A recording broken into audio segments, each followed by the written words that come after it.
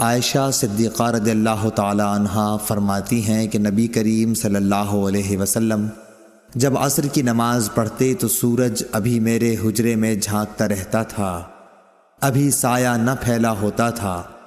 امام بخاری کہتے ہیں کہ امام مالک اور یحییٰ بن سعید، شعیب رحمہم اللہ اور ابن ابی حفصہ کی روایتوں میں ظاہری سے والشمس قبل ان تظہر کے الفاظ ہیں، جن کا مطلب یہ ہے کہ دھوپ ابھی اوپر نہ چڑھی ہوتی۔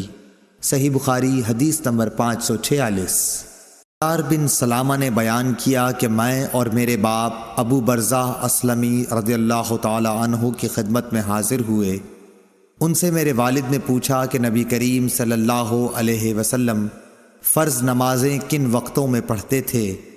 انہوں نے فرمایا کہ دوپہر کی نماز، جسے تم پہلی نماز کہتے ہو، سورج ڈھلنے کے بعد پڑھتے تھے، اور جب عصر پڑھتے اس کے بعد کوئی شخص مدینے کے انتہائی کنارے پر اپنے گھر واپس جاتا تو سورج اب بھی تیز ہوتا تھا۔ سیار نے کہا مغرب کے وقت کے متعلق آپ نے جو کچھ کہا تھا وہ مجھے یاد نہیں رہا، اور عشاء کی نماز جسے تم عتمہ کہتے ہو اس میں دیر کو پسند فرماتے تھے، اور اس سے پہلے سونے کو اور اس کے بعد بات چیت کرنے کو ناپسند فرماتے، اور صبح کی نماز سے اس وقت فارغ ہو جاتے جب آدمی اپنے قریب بیٹھے ہوئے دوسرے شخص کو پہچان سکتا، اور صبح کی نماز میں آپ 60 سے 100 تک آیتیں پڑھا کرتے تھے۔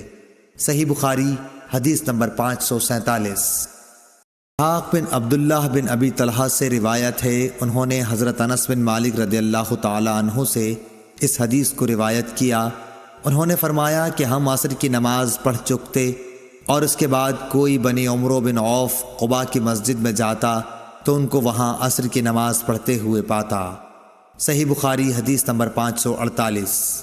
ابو امامہ سعد بن سہل کہتے تھے کہ ہم نے عمر بن عبدالعزیز کے ساتھ ظہر کی نماز پڑھی، پھر ہم نکل کر حضرت انس بن مالک رضی اللہ تعالی عنہ کی خدمت میں حاضر ہوئے تو دیکھا آپ نماز پڑھ رہے ہیں۔ میں نے عرض کی کہ آئے مکرم چچا، یہ کون سی نماز آپ نے پڑھی ہے؟ فرمایا کہ عصر کی، اور اسی وقت ہم رسول اللہ صلی اللہ علیہ وسلم کے ساتھ بھی یہ نماز پڑھتے تھے۔ صحیح بخاری حدیث نمبر 549۔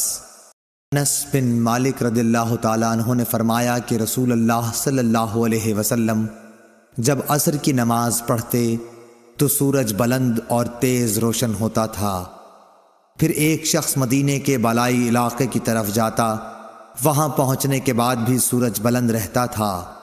ظاہری نے کہا کہ مدینے کے بالائی علاقے کے بعض مقامات تقریباً 4 میل پر یا کچھ ایسے ہی واقع ہیں۔ صحیح بخاری حدیث نمبر 550۔